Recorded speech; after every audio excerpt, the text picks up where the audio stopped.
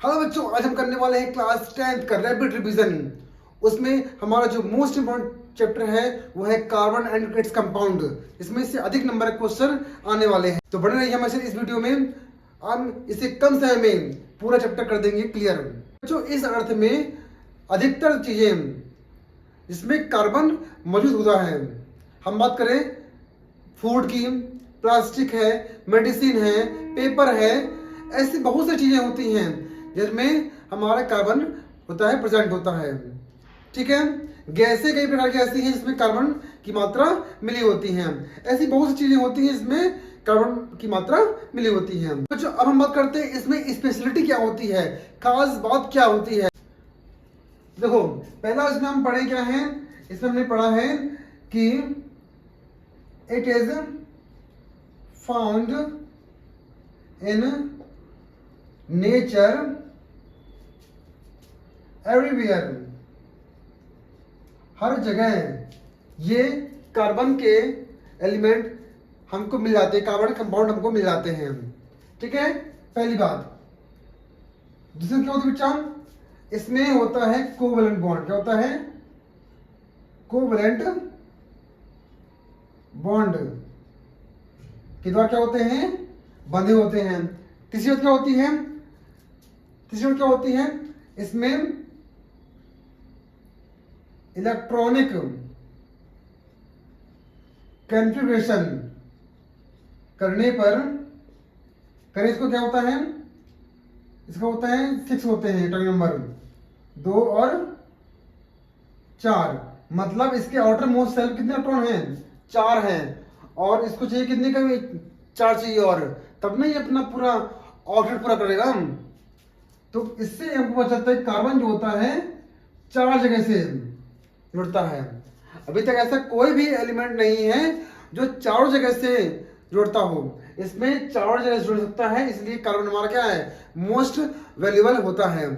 ठीक है, ये पुअर कंडक्टर ऑफ इलेक्ट्रिसिटी। इसमें most of the compound are poor conductor of electricity. अधिकतर कंपाउंड ऐसे होते हैं इसमें इलेक्ट्रिसिटी का कोई प्रभाव नहीं पड़ता है। तो ऐसी कुछ बातें होती हैं जिस कारण से हम चैप्टर का नाम कार्बन एंड इट्स कंपाउंड रखते हैं। ठीक है, अब बच्चों इससे हम जान लेते हैं। देखो, कई कंपाउंड ऐसे होते हैं जिसमें हम कोवैलेंट बॉन्ड यूज करते हैं। तो कोवैलेंट बॉन्ड में क्या होता है, जैसे सिंगल बॉन्ड होता है, डबल बॉन्ड होता है और ट्रिपल बॉन्ड होता है। इसमें हमारे क्या होते हैं, आपस में एलिमेंट क्या होते हैं, जुड़े होते हैं। तो कोवैलेंट बॉन्ड यूज करें तो उसमें हमारा होता है, पहला क्वेश्चन आता है फॉर्मेशन ऑफ हाइड्रोजन। हाइड्रोजन के बीच में कितना बॉन्ड होता है, CO2 के बीच में कितना होता है, N2 के बीच में कितना होता है, O2 के बीच में कितना होता है बॉन्ड। तो ये सब बॉन्डिंग स्ट्रक्चर होता है वो डिपेंड करता है कोवैलेंट पे। तो कोवैलेंट में क्या होता है हमारा, बात करते हैं बेसिक की, सिंगल बॉन्ड, डबल बॉन्ड और ट्रिपल बॉन्ड। तो सिंगल बॉन्ड को हम बोलते हैं सिग्मा बॉन्ड। क्या बोलते हैं, सिग्मा बॉन्ड, जो कैसा होता है, स्ट्रॉन्ग।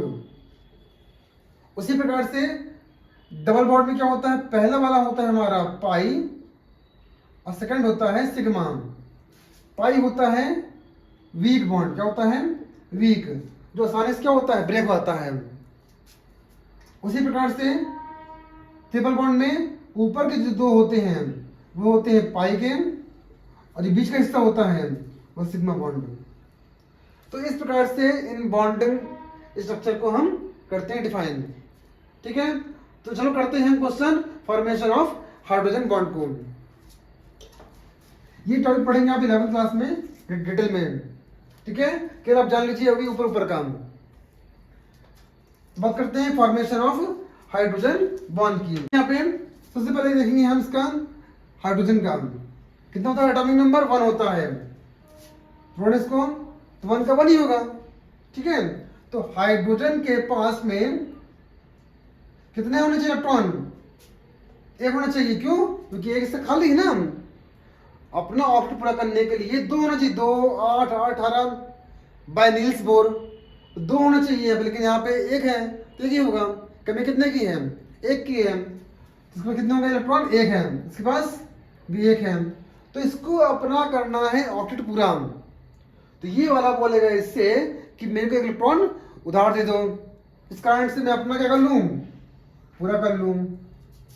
ये बोलेगा नहीं भाई हमको दे इलेक्ट्रॉन उधार, तो इसलिए क्या किया, ले भाई तू भी ले ले। तो दोनों ने क्या कर लिया आपस में, एक प्रकार की दोस्ती कर ली। दोस्ती कर ली मतलब इस प्रकार क्या हो गया, इसमें बॉन्ड जनरेट हो गया। और कौन सा बॉन्ड हो गया, सिंगल बॉन्ड, इसी को बोलते हैं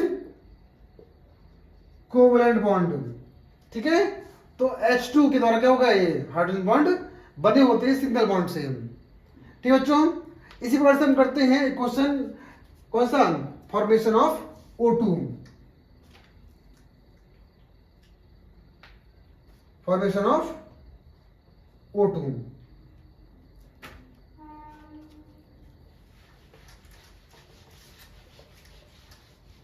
अब इसमें देखते हैं O कितना होता है बच्चा, 8 होता है, 2 और 6। आउटर मोस्ट कितने इलेक्ट्रॉन है, इसमें 6 इलेक्ट्रॉन है, जोड़ो उसको। तो O में 6 हैं, 1 2 3 4 5 6, 1 2 3 4 5 6। तो 6 इसके पास है, 6 कितने इसको अपने ऑक्टेट पूरा करने के लिए 8 चाहिए होता है। तो 6 और 2 8, यहाँ 2 लेगा उदाहरण, तो 6 परसेंट 2 लेगा इस उदाहरण। ये बोलेगा नहीं हमको चाहिए दोनों तुमसे, तो ले भाई यहां से 2 ले लो। तो दोनों एक दूसरे क्या कर लिए, इलेक्ट्रॉन शेयरिंग के द्वारा एक आपस में बना लेते हैं, क्या है, दोस्ती कर लेते हैं, बॉन्डिंग बना लेते हैं। तो यहाँ पे 1 2 O डबल बॉन्ड O, क्या बन गया हमारा O2। तो हमको पता होना चाहिए बच्चों कि ऑक्सीजन में बनता है डबल बॉन्ड। ठीक है बेटा, इसको हम अब करते हैं तीसरा एग्जाम्पल। तीसरा हमारा है नाइट्रोजन।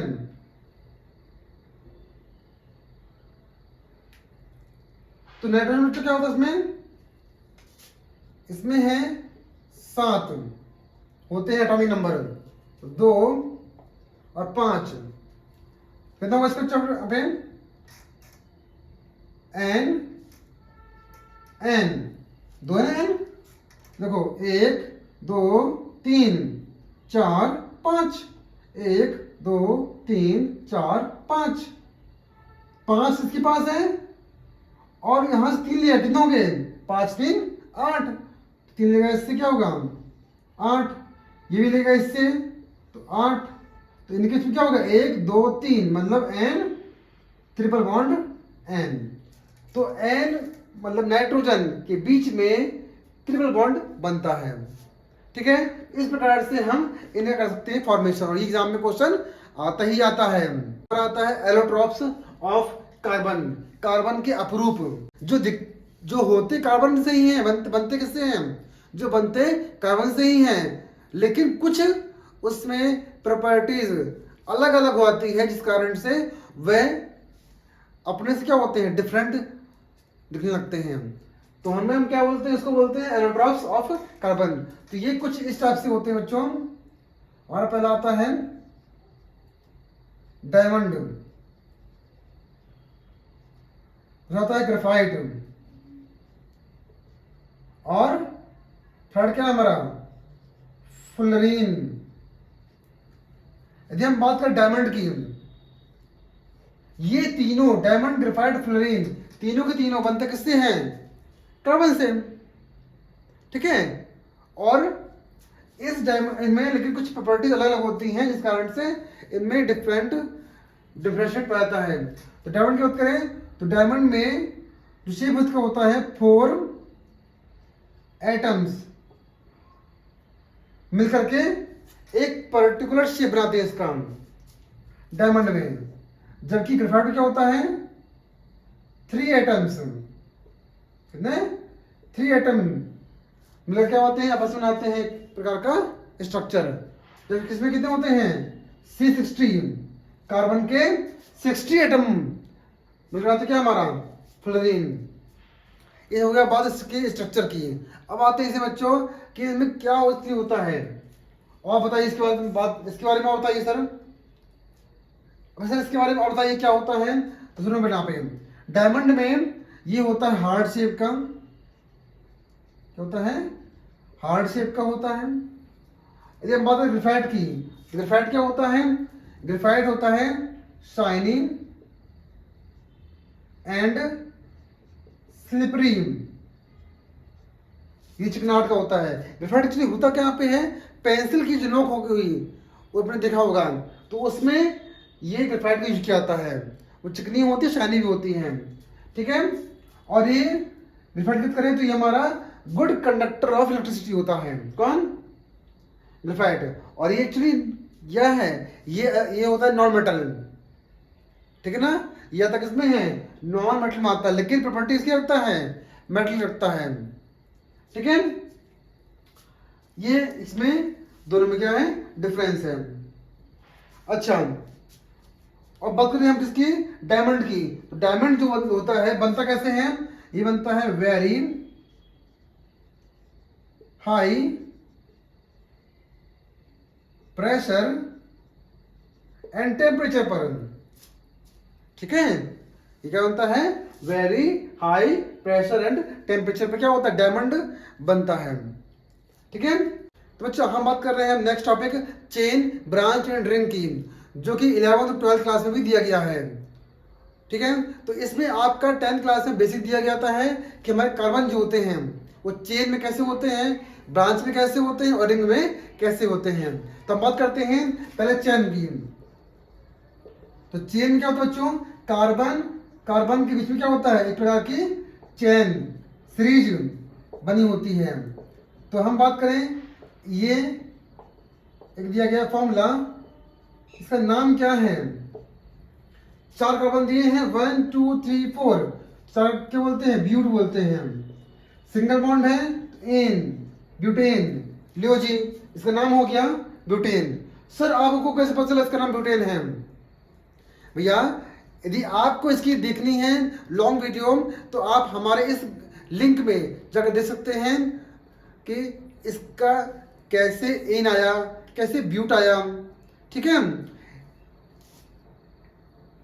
तो आपको रैपिड रिवीजन में केवल हम बता रहे हैं शॉर्ट फॉर्म, ठीक है ना। अच्छा, अब ये हुआ चेन रूल।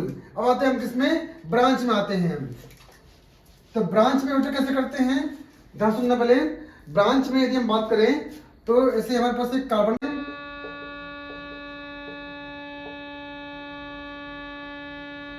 ये क्या हमारा ऐसे, ठीक है।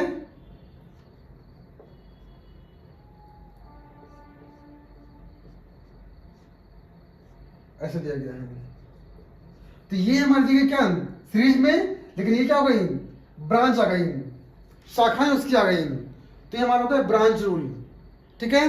कार्बन को किस प्रकार से जमा सकते हैं, चेन में, ब्रांच में, रिंग में। तो इन तरीकों से हम कार्बन को लिख सकते हैं। तीसरा हमारा आता है रिंग शेप। तो रिंग शेप में कुछ इस प्रकार से लिखते हैं, देखिए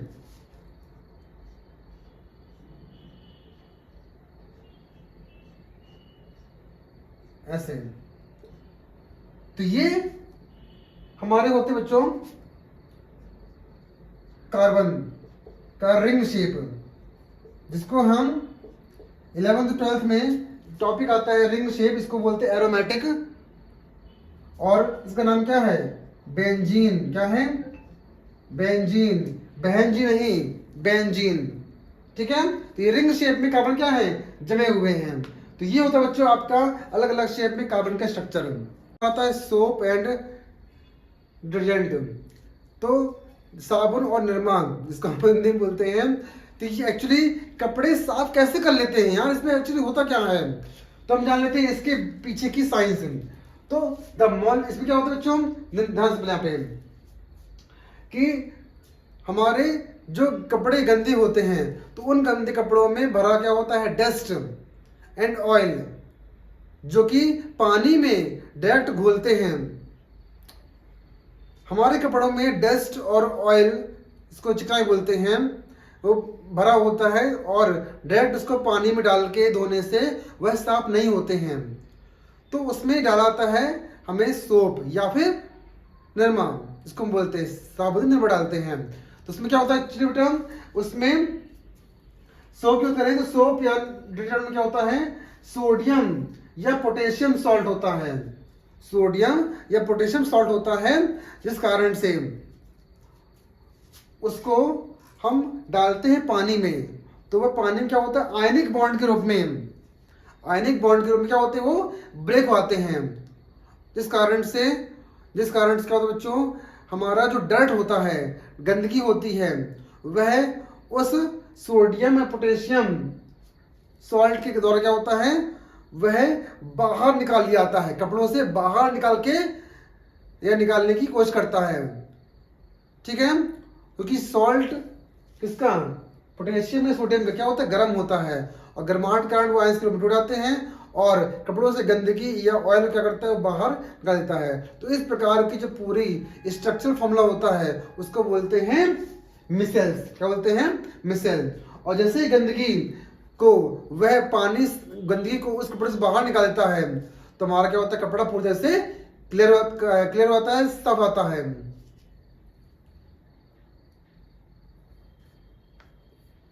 तो ये जो पूरी प्रोसेस होती है इसको बोलते हैं मिसेल, और यही होता है सोप एंड डिटर्जेंट होता है, साबुन निरमा में होता है। तो बेटा यहां तक हमारा जो हुआ चैप्टर आपका क्लियर एंड कंप्लीट हुआ। ये हुआ केवल थ्योरेटिकल, और इसे हम कम समय में खत्म करने की कोशिश कर रहे थे, क्योंकि देखिए हम कर रहे हैं वन शॉर्ट रिवीजन, मतलब कह सकते हैं तो उसको हम रैपिड रिवीजन, इसमें हम पूरा चैप्टर कर रहे थे क्लियर। अब यदि आपको डिटेल में अच्छे से जानना है, पूरा डिटेल में समझना है, तो आपको हमको इस लिंक में, तो आपको हमारे लिंक में इस चैप्टर का पूरा वीडियो मिल जाएगा, इसमें आप अच्छी तरह से पूरे चैप्टर को समझ सकते हैं। वीडियो अच्छी लगी हो तो लाइक करिएगा और अपने दोस्तों तक इस वीडियो करिएगा share. Thank you, bye bye.